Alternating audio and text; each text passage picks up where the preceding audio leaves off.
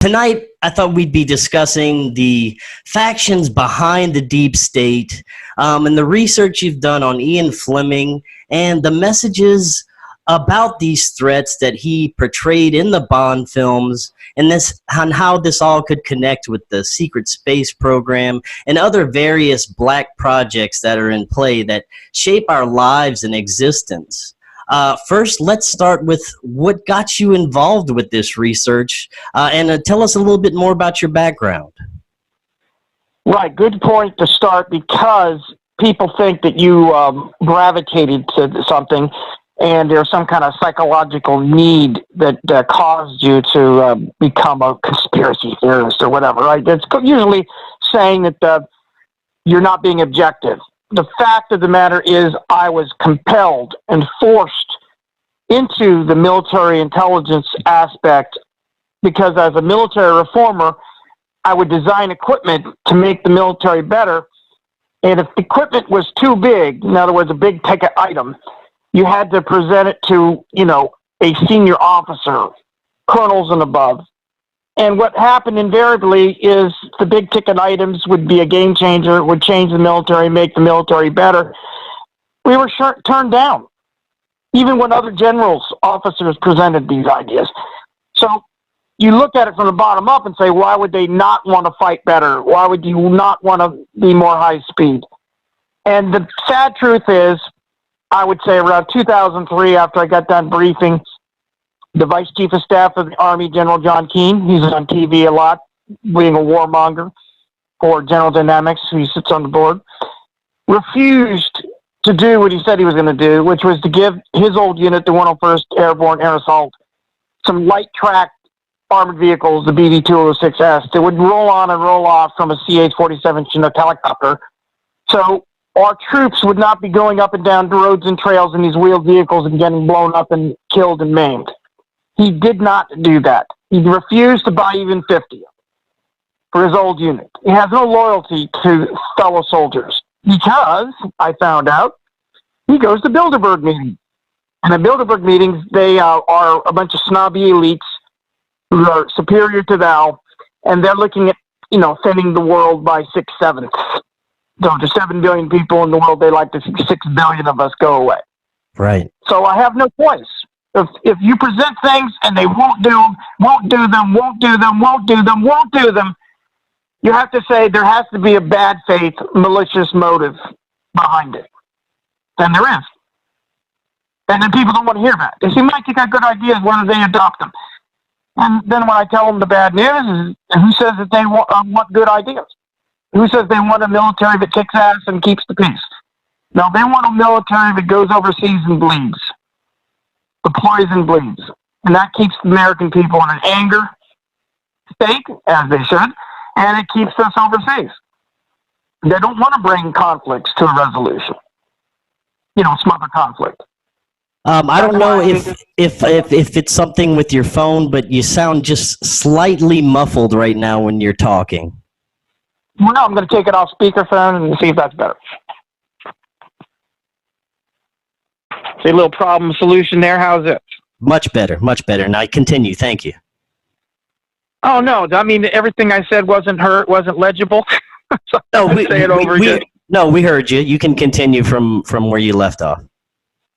All right. Well, anyway, the most extraordinary, outlandish presentation of military affairs is always the James Bond movies. And what happened was one day I finally got as a Christmas present all the James Bond books. And I said, well, why don't I just read these things for a change? Now, most people have only seen the movies. But then when I did reading the books as a military professional, I'm realizing that Ian Fleming is writing in code. He's warning us about the Illuminati, which are in 2 factions. The Rockefellers are right-wing here in the United States, and they love violence and war. And then you got the Rothschilds, your eyes wide shut people in Europe, United Kingdom, London, and they love sex.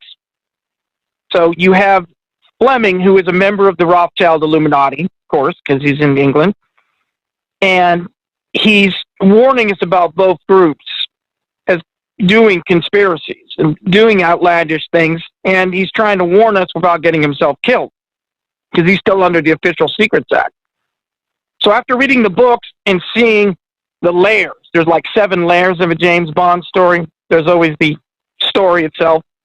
There's a food layer. There's a sex layer.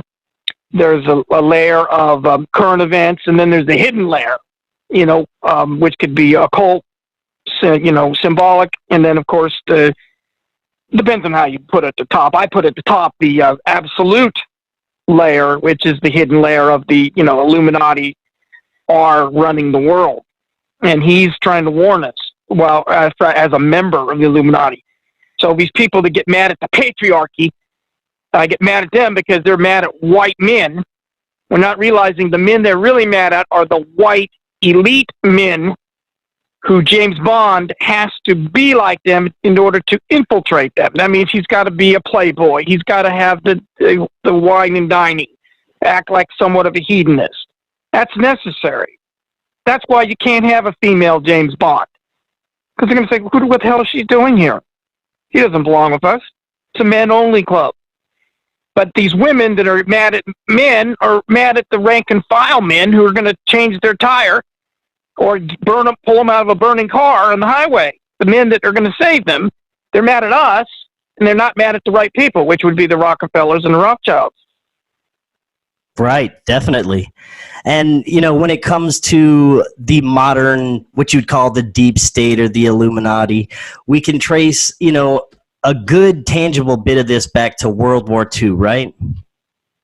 Right. Everything we have is because of 1945. This is all research I did after reading the James Bond story, so I've got the stuff to decode, and then I went back and, decoded it in James Bond is Real. But in 1945, an endgame was played. That endgame was that we have a decent vice president, very decent, Henry Wallace, who was a genius, agricultural genius, who's going to really export democracy all over the world. I'm pretending like I'm Illuminati now. We don't want that.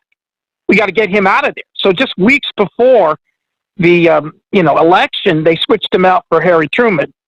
And Harry Truman was a total puppet of the military-industrial complex who knew that there would be a public mood swing. At the end of World War II, they'd be tired of the Rothschild, Illuminati, British secret security coordination, the whole Ian Fleming, Stevenson, William Donovan OSS thing, which worked fantastically and is anti-fascist. They're going to American people are like that. Let's just go right wing. So we saw their opportunity. They switched out Wallace for Truman, and then they murdered FDR. Now people are thinking, he's already sick. Well, if you're sick, it's easy for you to get killed. So the thinking is somebody at Warm Springs, Georgia, poisoned him. When you're sick and you're frail, it's easy to get suicided or, dead from health reasons. So anyway, the country then went into this Cold War to try to keep the Cold War economy, the World War II economy going at an artificially high rate. And in our work in military reform, we have a handle on this. Let's face it, if we're a 3,000-mile across nation, we got 300 million people to defend. How many ships do we need? How many tanks do we need? How many airplanes we need? And there's a sane, reasonable number, right, which would be 1,110 or something like that, in figures. And it takes 10 years to develop a weapon system. So we should make then, therefore, let's say 10 ships a year to get to 100. And if we need 1,000 planes, we need to make 100. You see, a sane amount of military-industrial complex. But they don't want that. They want just outright emptying everybody's bank account. And we're going broke. The United States of America is going broke on all these overseas possessions that we don't need. Had we been honest, for instance, do we need 800 plus bases? Do we need 500 to 800 bases for refueling rights? When if we had a seaplane tanker, follow me, it's a giant plane that lands on the water, gets refueled itself by a surface ship or a submarine, it goes into the air, and then air refuels your lawn dart fighter bombers that need the refueling. Why do we need to hold a base in Nowhereistan, for a land plane to land, fuel up, and be a tanker? You understand? So there are ways that we could be strong militarily without racketeering the problem. Right. Definitely. So our conclusion is that there are like 5 main goals of the Illuminati. One is get rid of the heroic individual. That's why you see all these movies coming out. Hollywood's been told, destroy the individual, the heroic individual man. 2, maximize profits, right? 3, thin the herd by, 6 billion. 4, get everybody on the same sheet of music. So, let's say it doesn't work out and Satan doesn't win. We can just go to God and say, we're just doing what everyone else is doing. And then the 5th one that I didn't put in the book would be, extend life, this transhumanism stuff.